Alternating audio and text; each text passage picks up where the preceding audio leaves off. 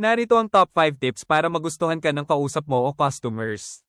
Isa, makinig ng mabuti, pakikinggan mo talaga sila, unawain ang kanilang concerns o needs. Mas nagugustuhan ka ng mga tao kapag ramdam nila na importante sila sa iyo.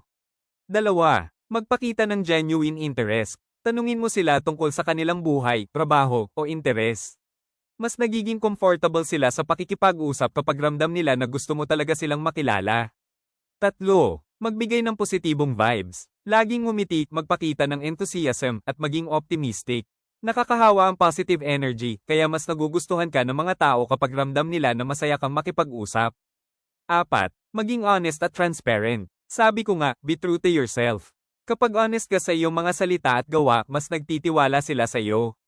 Hindi mo kailangan magpanggap para magustuhan ka. 5.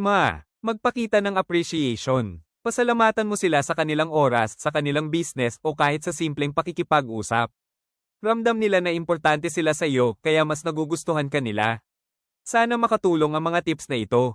For more tips like this, follow us in YouTube, Facebook and Instagram. June Tanre, your all-time mentor. God bless you.